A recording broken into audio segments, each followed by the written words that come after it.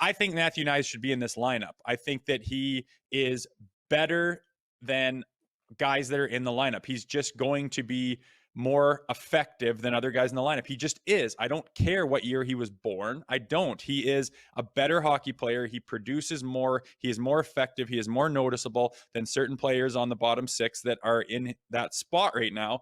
And I think it's a disservice to the team to not have him in. I hope he gets in.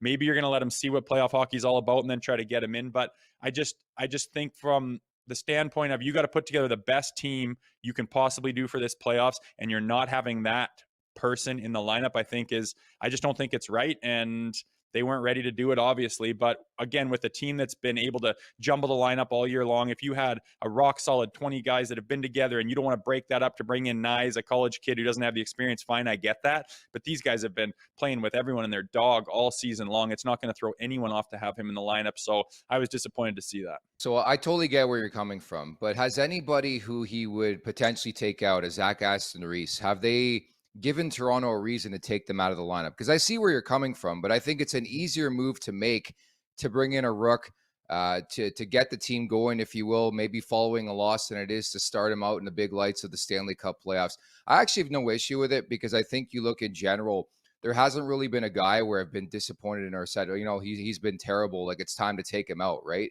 And I think you have to go with the lineup you've trusted for the majority of the season. No?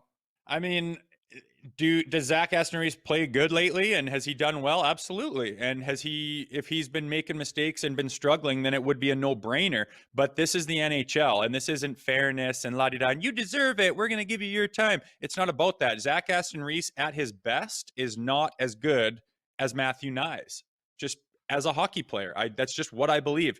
And I think he should be playing. And even in the 3 games that we watched, I mean, Nyes is dynamic. He gets it down low. He's fast. His effort, his energy level. He can pop into seams and rip the puck. He can make plays and find guys in front of the net. He is effective.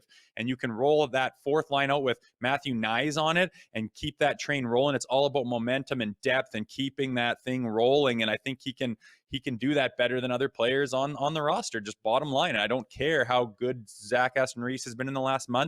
That's great and it's good to see. But at the end of the day, you got to ice the best roster of hockey players that you can. And I think that Nyes is deserving to be on this one.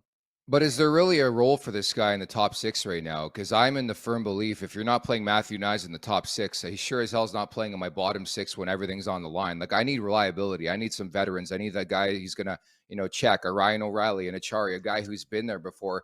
And that's what I think frightens the coaching staff. I think there's no doubt, Rosie, they know what they have in the player. I agree. He was really, really good in the 3 games. It's a small sample size. But I think from that reliability standpoint, even a guy like Zach Aston Reese, like the guy's played meaningful games before. I think you're just asking a bit too much of a young kid right now.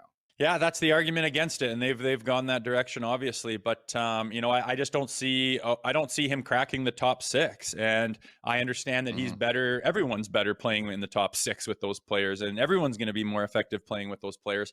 But if he is a guy who's capable of understanding what his role is, I mean, he's not a dainty little guy who needs tons of room and needs tons of firepower around him because he's pure offense, and that the only way he's going to be remotely effective is to be playing with the studs on the power play with the blah blah blah. He can be a power forward. He can work hard. He can get it down low. Puck possession in the offensive zone is just huge for momentum. You got to grind teams down. You're trying to protect the lead, and you can get it low and get that young kid in there flying as fast as he has. Get his good big body down there and work it down low and cycle it. You're wearing down their team, creating frustration and panic. I mean, that's huge if you can do that, and you put him with other guys. He's got to understand he can be reliable defensively and blah blah blah. But I believe that he's more effective being in the lineup than other players. And I mean, I guess we'll see what happens and see if he can sneak his way in there. But I just really liked what I saw, man. I think he is a top tier talent, and I think he makes the team better. Mark my words, we will see this kid at some point in time in this series. I feel very, very confident in saying that.